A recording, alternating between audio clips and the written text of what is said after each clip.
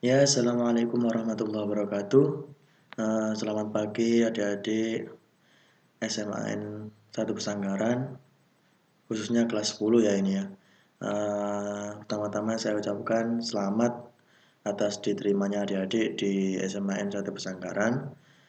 Terus yang kedua, di sini saya ditugasi oleh panitia MPLS Manggar untuk memberikan materi tentang COVID-19 atau Coronavirus 2019. Sebelumnya saya akan memperkenalkan diri. Nama saya Ahmad Rizal Arosat, sarjana kedokteran gigi. Saya sekarang sebagai dokter gigi muda Rumah Sakit Gigi dan Mulut UNER. Berikut adalah profil dari saya.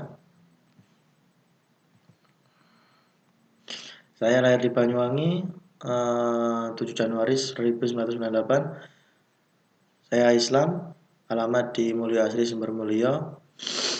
Instagram saya Rizal_Arosat dan profesi saya sekarang saya koas atau dokter gigi muda di Rumah Sakit Universitas Erlangga dan Rumah Sakit Gigi dan Mulut UNER. Latar belakang pendidikan saya dulu SD-nya di SDN 2 Sumbermulyo, SMP-nya di SMN 1 Seleraku, dan SMA-nya itu di Madrasah Bertaraf Internasional Amantul Pacet. Dan kemarin Maret itu saya baru lulus dari S1 FKG UNER. Nah, pengalaman organisasi saya dulu sebagai wakil ketua OSIS SMP 1 Silir.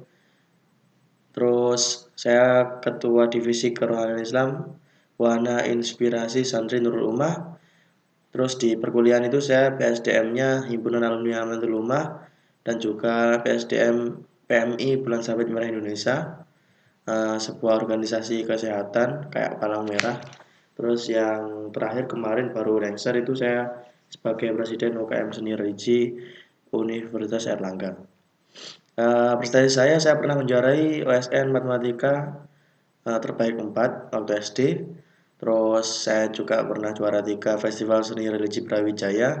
Saya juga pernah juara 3 MTG Mahasiswa Nasional 11 2019 di Aceh.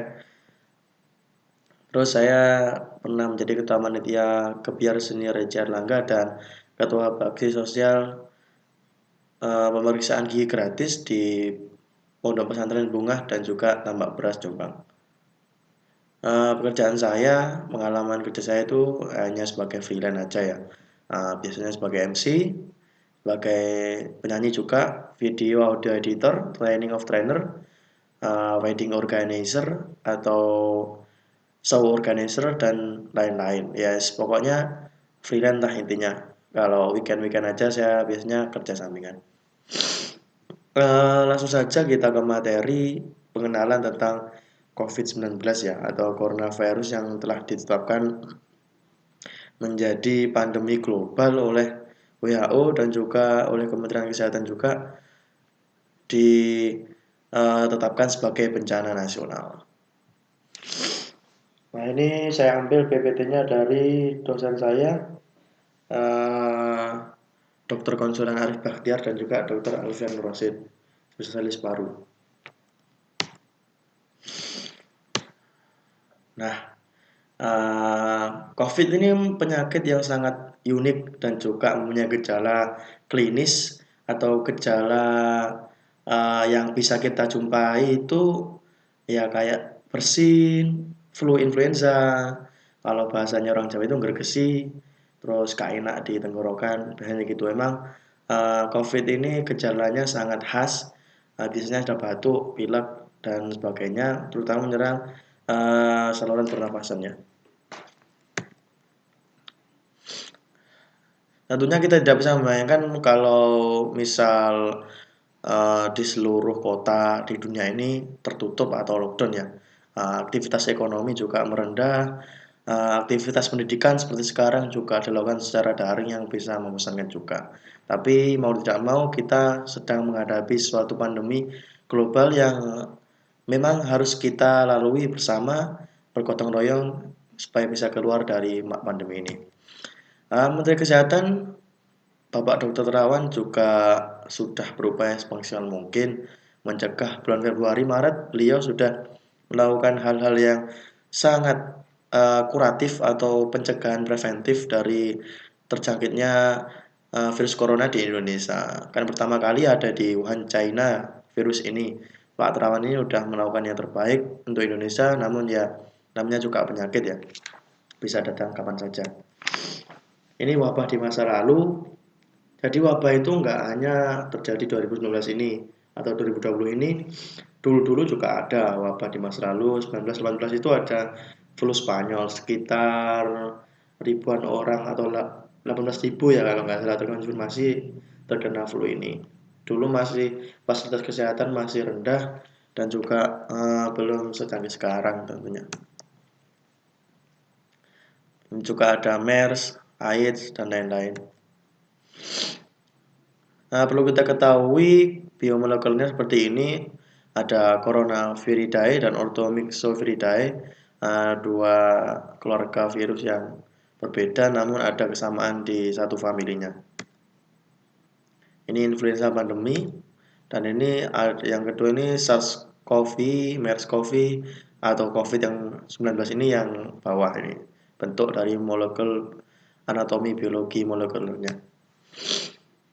Nah, pertama kali di 1 Desember itu di Tiongkok telah dikonfirmasi ya kasus pneumonia misterius atau radang paru yang tidak diketahui penyebabnya di pasar salah satu pasar hewan di Wuhan kalau nggak salah. Dari situ muncul virus corona ini yang terjangkit yang diduga terkonfirmasi baru tanggal 7 Januari 2020 adanya infeksi coronavirus. Ini bentuk di mikroskopnya mikroskopis SARS-CoV-2 atau COVID-19. Kalau dinamai sekarang itu COVID-19 oleh WHO. Nah, ini patogenisanya yang rendah-rendah itu biasanya infeksi saluran pernapasan akut bagian atas atau ringan seperti gergesi atau wahing-wahing biasanya itu kalau orang Jawa bilang begitu ya. Kalau patogenis atau gejala yang sangat tinggi itu hepatogen ini menimbulkan penyakit radang saluran napas bagian bawah atau bisa kita sebut pneumonia. Ini patogenisanya saya kira tidak perlu panjang lebar. Nah, ini Kementerian Kesehatan telah bertindak sedemikian rupa sehingga mengeluarkan Panduan Nasional Pedoman Penanganan Cepat Medis apabila terjadi COVID-19 di sekitar kita atau keluarga kita dan lain-lain. Dan ini tidak mungkin kita hindari karena COVID ini memang menyerang siapapun dan semuanya pasti ada kemungkinan tertular dan juga menularkan. Gejala klinisnya seperti yang saya sebutkan tadi di awal, biasanya demam, batuk pilek, gangguan pernapasan, sakit tenggorokan, dan yang paling khas itu di paru-paru biasanya sesek gitu, dan juga letih lesu biasanya.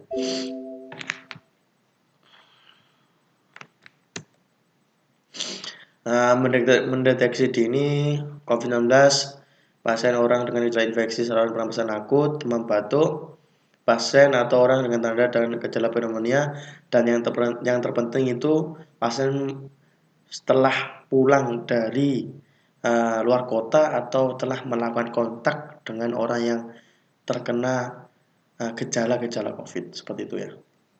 Ini fotografinya saya kira nggak perlu. CT scan-nya ada PDP, ODP, OTG dan lain-lain.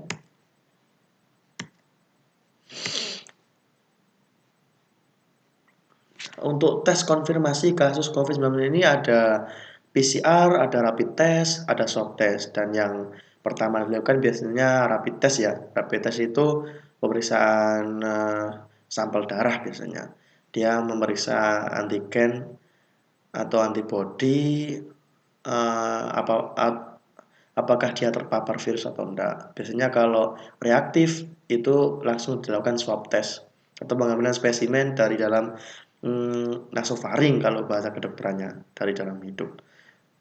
Kalau swab test positif, maka dinyatakan positif COVID. Tapi kalau masih reaktif di rapid test, itu masih kemungkinan belum terinfeksi karena ketepatan sasaran dari uh, rapid test itu cuma sekitar 60-70%. Orang tanpa gejala ini ya unik emang.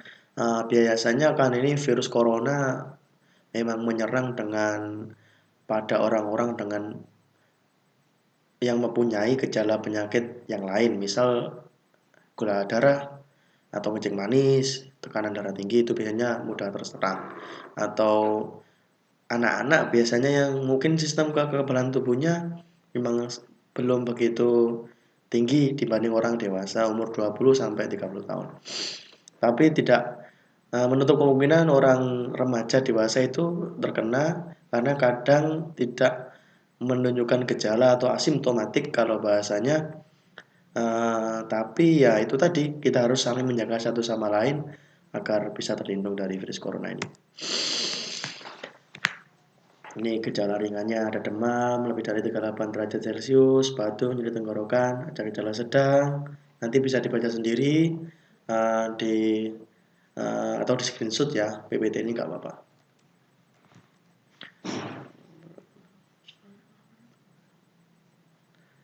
Kontak erat seseorang yang melakukan kontak fisik atau berada dalam ruangan berkunjung dalam radius 1 meter. Lanjut. Nah ini physical distancing ya. Ini prinsip tata laksananya ada isolasi mandiri, implementasi pencegahan dan pengendalian infeksi, terapi suportif, dan antivirus.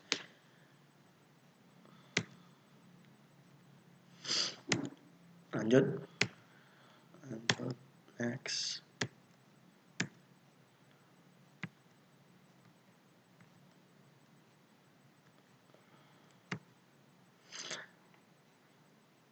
Jadi bagaimana tindakan Anda laki-laki harus di screening dulu kalau misal ada orang dengan gejala tersebut itu.